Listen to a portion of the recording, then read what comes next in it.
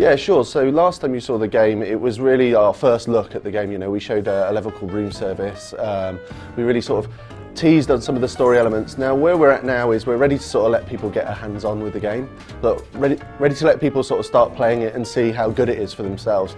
We've really spent the last few weeks and months even just sort of balancing and polishing the game. You know, we're really in that final steps for finishing the game off. In the early part of the game, the game starts out, it's played against this winter backdrop, you know, war is raging in Europe, and it's a really sort of bleak existence in Empire Bay, and this really mirrors sort of Vito's, where Vito's at in his story, you know.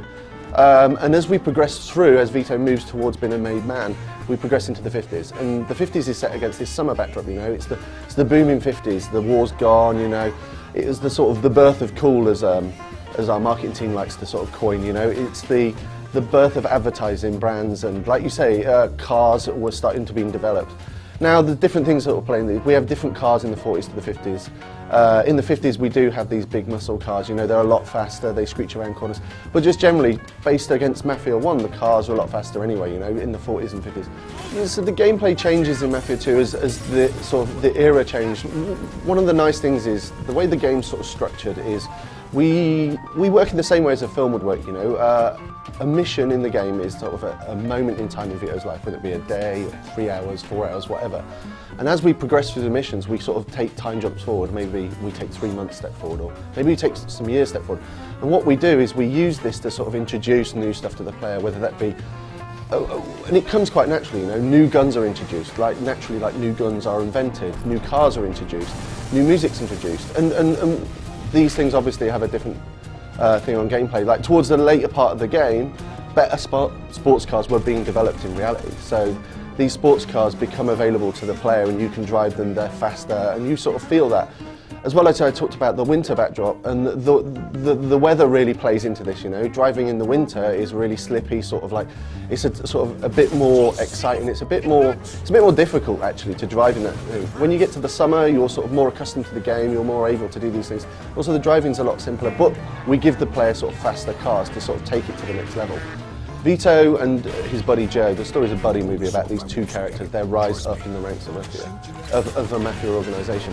These guys don't aspire to be the boss, that's the first thing to be really clear on. They want to be wise guys. They see these wise guys around the streets, you know, they've got money, they've got respect.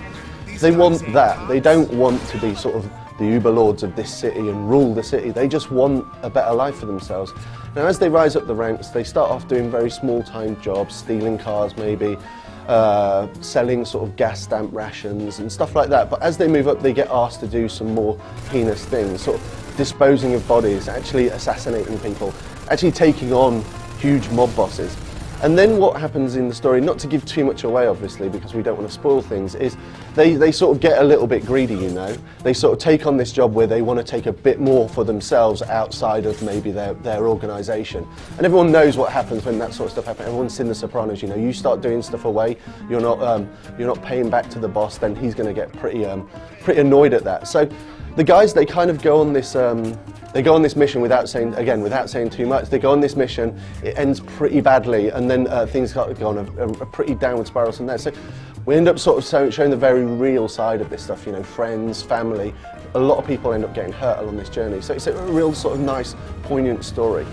With the recent release date move, the main reason that we've wanted to do this is we wanted to spend that extra time to make sure the game truly is as great as it can be. You know, we've come a long way, and to sort of fall at the last hurdle would be a mistake. So we're spending that extra time in balancing the experience, really polishing up the experience to make the game sort of as really good and what Mafia fans would expect from the experience.